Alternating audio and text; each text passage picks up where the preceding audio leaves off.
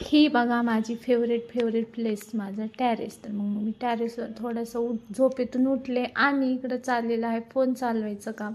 तर झोप काही गेली नाही, तर चला म्हटलं फोन थोडंसं चालूया आणि मग आपली पुढचं काम आवरूया. तर सायंकाळ झाली होती आणि मग इकडं बघा स्कूलवरून आले आणि कसं लोळायचं काम चालू आहे. तर इकडं स्कूलहून आलेले आजकालची पोरं बघा असे थकतात. म्हटलं जाऊन द्या, तिला थकू द्या, मग चला आपले कामं करूया. मग मी आले खाली आणि मस्त असं माझं जप चालू होता. देवांची माझी अशी खूप श्रद्धा आहे बरं का. तर मग मी असं रोज संध्याकाळी जप करते, म्हणजे गुरुवार तर स्पेशली करते. तर कालचा ब्लॉग आहे बघा, हे गुरुवार स्पेशल माझी पूजा असते. खूप स्पेशल दिवस आहे गुरुवार माझ्यासाठी, कारण मी दत्तगुरूंना खूप मानते. मग म्हटलं चला आज निवेद्यासाठी काय काय बनवूया. तर आज निवेद्यासाठी मी बनवणार होते शेंगदाण्याच्या पोळ्या. तर बघा असं नॅचरल गुळ आहूने आणला होता. सिटीमध्ये राहणं सोपं नाही, सगळं विकत आणायला लागतं. मग फ्रेश वगैरे झालं की माझा चेहरा वेगळा दिसतो, झोपेतून उठले की वेगळा दिसतो, आहे की नाही कमेंटमध्ये सांगा.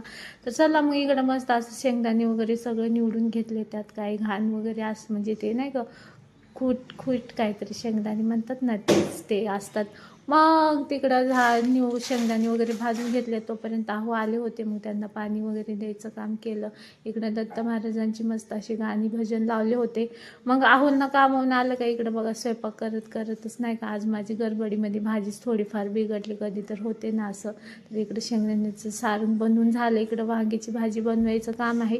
पण आहोंना आलं की थोडासा खुराक लागतो. तर हे बघा इकडं सगळे कडधान्य भिजून ठेवले, त्यात थोडासा कांदा आणि थोडीशी लाल मिरची पावडर टाकून त्यांना खूप आवडतं. मग मी त्यांना ते असं चाट बनवून देत होते.